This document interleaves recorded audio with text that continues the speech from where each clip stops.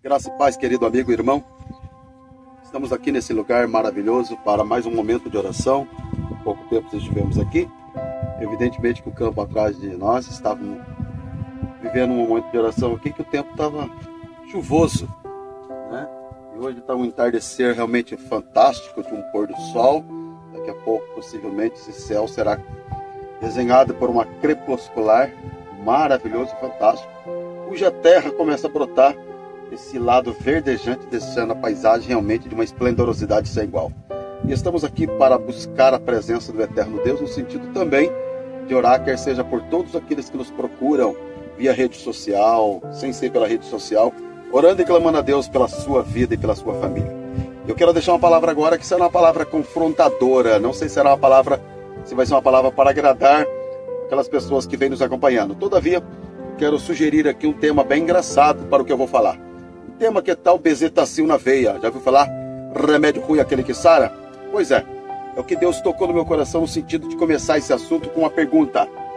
Se esta for a sua situação, pelo que eu vou desenhar resumidamente nessa palavra, Deus vai exigir 7 coisas de você para você conquistar a grande vitória pela qual você deseja, almeja, sonha em conquistar.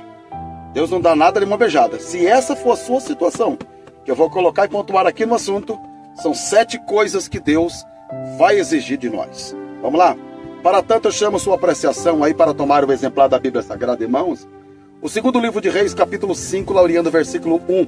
Eu já estou aqui com a Bíblia aberta, que diz assim, ó.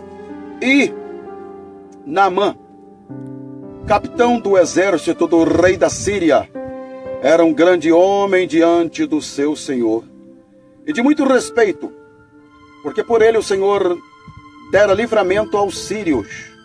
E era este homem herói, valoroso, porém leproso.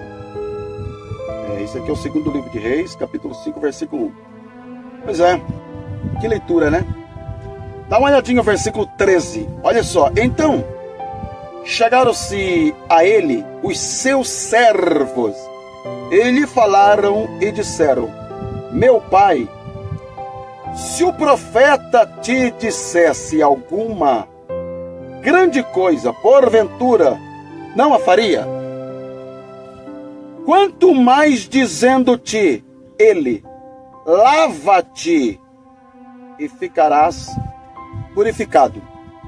O versículo 14. Então desceu e mergulhou no Jordão 7 vezes, conforme a palavra do homem de Deus. E a sua carne tornou-se como a carne de um menino e ficou purificado. Há quem diga que 7 é o número da perfeição. Na verdade, ele é visto para nós como o número da totalidade, visto como o número 7, sendo o número da perfeição pelos hebreus. Mas nós temos algumas coisas muito fortes a exaurir aqui. Inicialmente dizendo que Naamã, para quem estuda e é amante de conhecer as escrituras pelas profundidades, hão de saber que ele era o chefe do exército da Síria. Ou seja, se você olhar com um pouquinho mais de carinho, vai descobrir que ele era um homem muito respeitado, de um peso de respeitabilidade, ou seja, temido, do grande valor que ele tinha e possuía. Se você estudar um pouco mais além, vai descobrir que Naamã já havia ganhado muitas batalhas em meio a guerras, pelejas. Poderemos dizer, e diga-se de passagem, que Naamã, ele tinha uma vida de glória, um homem a quem, quando passava, as pessoas diziam: aí vai o cara.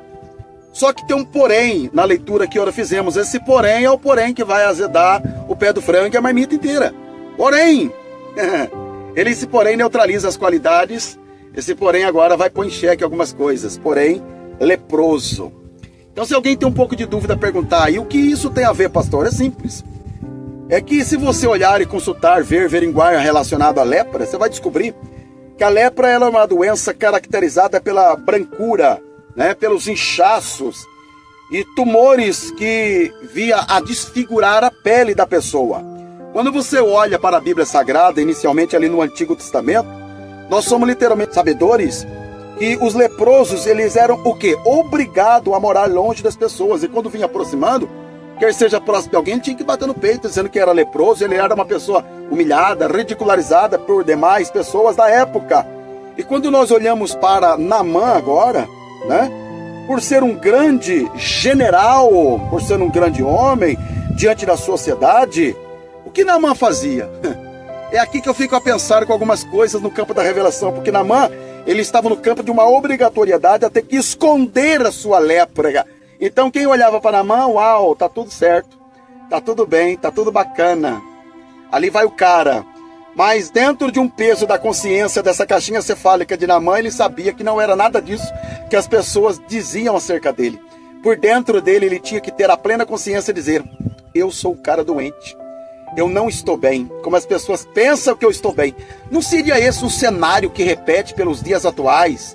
Quando, na verdade, as pessoas olham para algumas outras pessoas e as pessoas têm essa probabilidade de fazer um pré-julgamento dizendo: olha, ele é um homem de Deus porque prega bem, homem de Deus porque canta bem, homem de Deus porque toca bem, homem de Deus porque é pastor de 5.000. E aí vai, a gente qualifica alguns adjetivos dizendo: esse é o cara, esse é o homem, essa é a mulher de Deus, simplesmente pela imagem, pela casca, pelo envolto, não é verdade? E a gente acaba até esquecendo do que Deus disse a Samuel: não atentes para a aparência, porque ela é enganosa, ela é desejosa, ela falsifica. Quem olha por fora não diz quem é por dentro. E às vezes a gente olha por fora e diz que é. E Deus está dizendo: não é. Por dentro está doente. Por dentro está leproso. Só que ao tempo que Naamã escondia isso das pessoas, eu sou capaz de abaixar um pouco a revelação, que ele escondia assim: todavia, no convívio familiar, era impossível esconder. Dentro de casa ele tinha que arrancar a capa da religiosidade, do farisaísmo, da hipocrisia. Então sua família de fato sabia quem era Naamã, porque dentro de casa não vai dar para esconder quem é você. Não é assim? E aí que está o grande conceito quando a gente acha que avivamento é só igreja, quando na verdade avivamento vai iniciar dentro de nossas casas, porque é dentro de casa que a gente não dá para viver da capa da religiosidade, da hipocrisia. Eu olho para essa doença e começo a entender que uma das coisas que a lepra faz, primeiro, é tirar a identidade pessoal. 7 a 8 bilhões de pessoas, nós carregamos uma identidade pessoal na ponta de nossos dedos. Ninguém tem uma identidade semelhante a isso aqui, ó, a nossa impressão digital.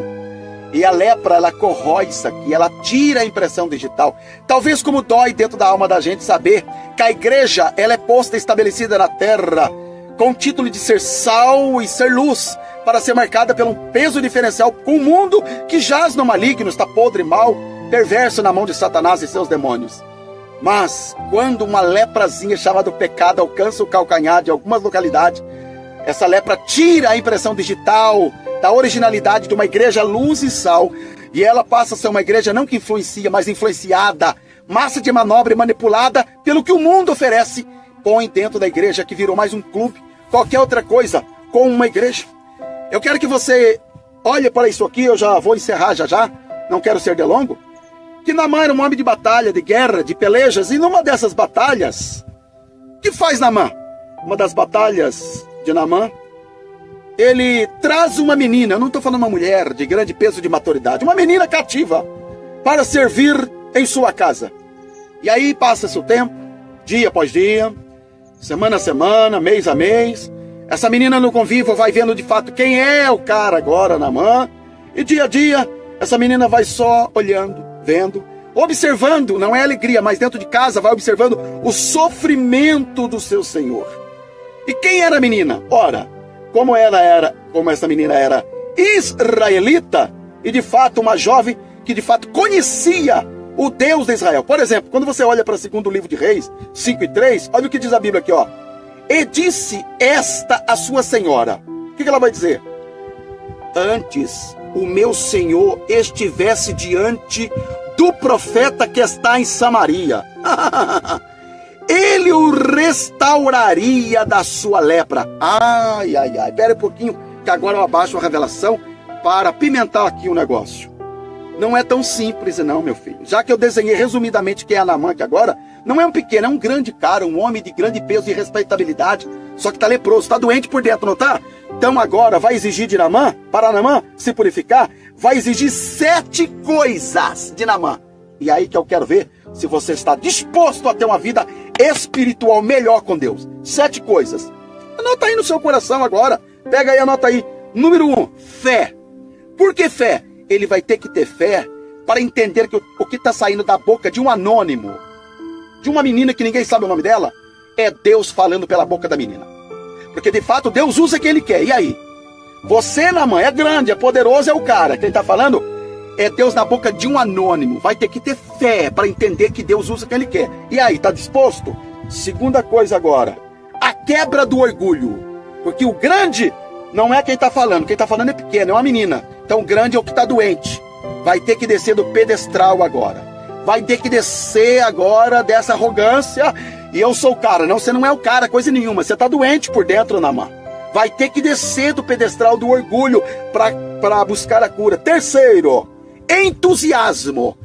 Vagarosamente a doença vai abraçando seu calcanhar, vai minando as suas forças, vai jogando você do ânimo ao desânimo. E desânimo é sintoma depressivo, e você tem um dedo da consciência que fala por dentro da sua mente de fato quem é você por dentro. E se você sabe de fato que não está bem, você vai ter que retomar a força do entusiasmo para entender que Deus está te chamando para um grande milagre. Está disposto?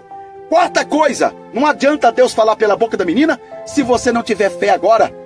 Nada disso para colocar em prática ou praticidade a obediência. É obedecer o que Deus está falando. Peraí. Não adianta você falar, olha, eu estou com fome. Tem a receita e tem os ingredientes, se você não tiver a prática de seguir a receita para fazer o bolo e matar a fome. É isso que Deus está dizendo aqui. Deus está falando pela boca de um anônimo. Mas você vai ter que ter a prática da obediência agora. Está disposto? E aí, não obstante você ter fé, quebrar esse orgulho, ter um entusiasmo, obedecer. Só que agora, queridão, ô Naamã, você vai ter que fazer o seguinte: você não é o grande, você não é o cara. Deus está usando a minha boca para falar com alguém agora, que já foi melhor e não é mais, que já louvou e hoje canta feito lada vazia. Você está feito um sino que só tine, tá oco, não tem mais essência, perdeu. E eu sinto a essência de Deus falando pela minha boca através dessa rede social com alguém. Sabe o que Deus está dizendo? Você vai ter que descer. Desce. Até porque se você pegar o que é o Jordão, a palavra Jordão significa aquele que desce, porque o efeito dele começa no Salmo 133, versículo 3, porque ele nasce sobre o efeito de um orvalho lá no Monte Hermon, através dos lagos Rolé e da Galileia, para descer e termina lá no Mar Morto.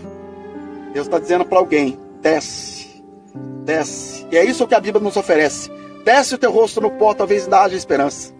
A humildade não é falada, ela é demonstrada na circunstância. Então reconheça agora que você não é nada, mas que Deus quer ser tudo na sua vida. Está disposto a descer? Se humilhar? Pois é, não basta isso. Desce agora. Chegou no Jordão? Mergulha. O mergulhar, isso aqui é algo profético. Porque a grande diferença na igreja é que muitos crentes se tornaram pato. E o pato só nada por cima. Ele não mergulha por baixo.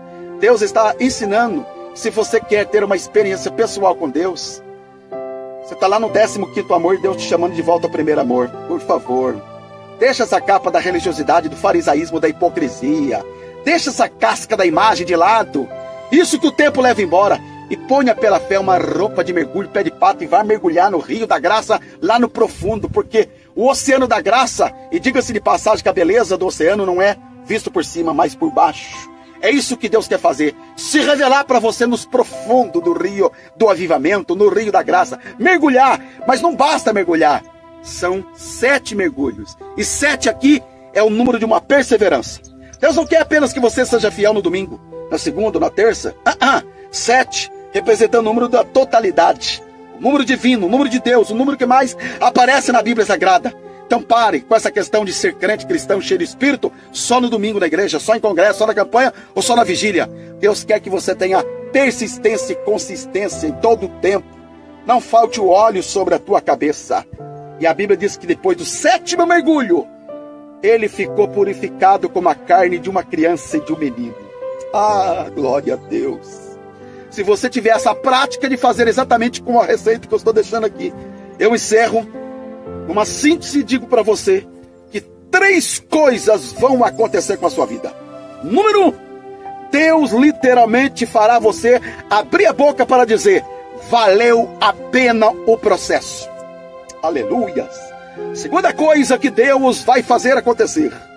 Literalmente, Deus fará você entender que o que Ele faz, Deus não deixa ficar mancha e nem defeito. É como a carne de um menino, perfeita. Porque eu aprendi que Deus não é borracheiro para fazer remendo, nem sapateiro para fazer minha sola. Quando Ele cura, está curado, faz, está feito, fala, está falado, levanta, está levantado, lapida, está lapidado e purifica, está purificado. O que Deus quer fazer na sua vida vai ser para alguém olhar dizendo: ah, como assim? O que aconteceu? Vai falar com Deus. É Deus que fez esse milagre na minha vida. É isso que Ele quer fazer na tua vida. Por fim, meu filho, o que Deus vai fazer acontecer, literalmente Deus vai fazer você abrir a boca para dizer: sabe o quê? Eu passei por um momento de ser doente por dentro, fui leproso, fui humilhado, passei por um processo. Todavia, hoje eu sou melhor. Sou muito melhor agora, purificado, do que antes de ser leproso, pela experiência que eu passei a ter, para agora eu ser boca de Deus e fonte de bênção para ajudar pessoas que passam por aquilo que eu passei, e Deus me fez sair disso para fazer muitas pessoas também se libertar dessa lepra. Pega essa palavra fundamente no seu coração. Se essa for a sua situação, a pergunta que está em pauta é: está disposto a fazer essas 7 coisas? Se estiver, sua vida não será mais a mesma. Deus abençoe você. Deus abençoe toda a sua família. Em nome de Jesus.